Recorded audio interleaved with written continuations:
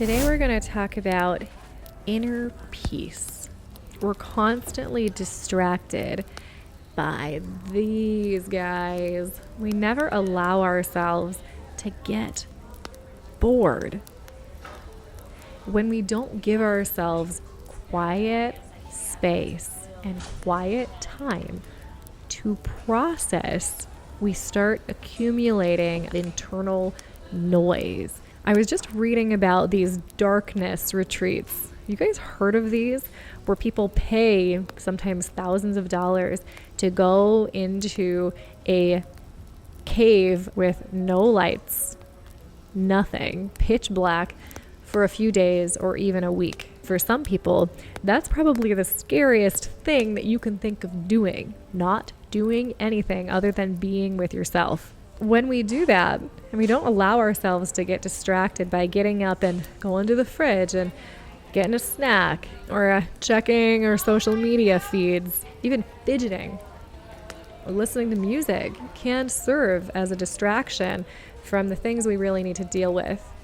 And when we don't deal with these things in a quiet moment, alone with ourselves and with our Creator, then we are forced by life to deal with them in sometimes explosive and devastating ways.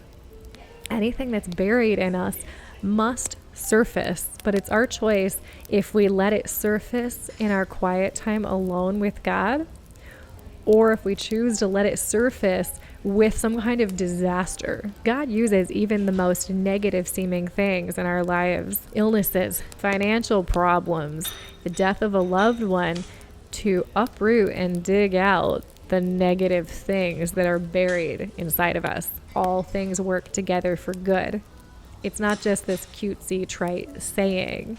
It's reflecting a profound truth that even the negative forces in this world are actually used for our good.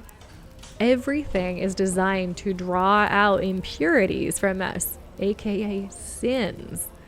Sin is just a dark spot where there should be sunshine. And God uses everything to turn us and pull us and drag us and draw us the right way.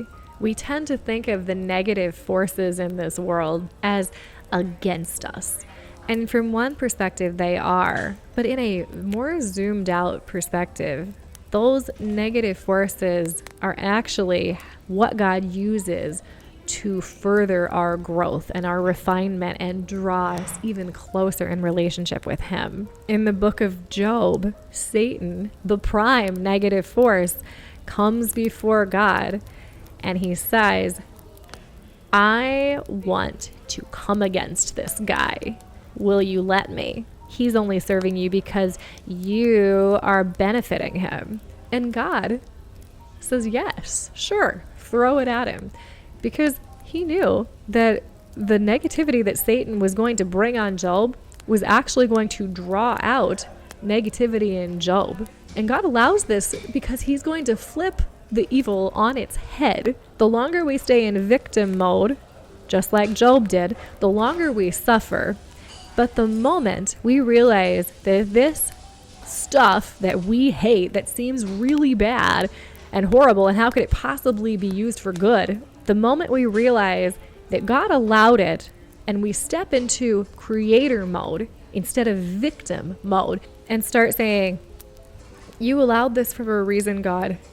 What do you want me to learn from this? No matter how painful it is, there is always a lesson that is buried inside of the trial, just like a gem is buried within an ugly looking rock. And the moment you accept what you're going through and see what you can learn from it is the moment you start taking that hammer and chiseling away until you get the gem that's inside. Once Job stopped playing the victim with all the negativity that was coming at him, he was able to see his own negativity and see how small he was compared to the creator of it all. And that's the moment that his trial was able to end, because he learned what he needed to learn. And God blessed him with double in the end. So how does this link back to inner peace? When you can sit in anything and say, this must be for good. You have true trust in your Creator. And when you have trust, perfect trust, you have peace. All anxiety stems from lack of trust. When we don't trust that everything, even the negative seeming things, are for our good, we develop anxiety and fear because we're not trusting the process. Every negative thing that you go through in your life is just a process that God is taking you through. He's processing you. He's refining you to draw out the impurities and make you a better version of yourself. This isn't self-help garbage. This is literal biblical spiritual truths that take you from an anxious mess to having true inner peace. And it all starts with being still, quieting your mind, and being able to sit with your thoughts and realize these aren't me.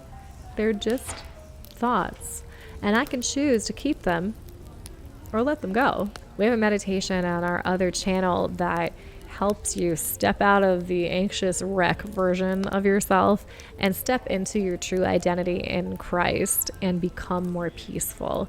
Getting still and quiet with God is a perfect first step. Head on over and check it out, and I look forward to our fireside chat next week. Thank you. How would a life fully surrendered to Him look? What would it feel like? Feel it. What would it be like if you already had it?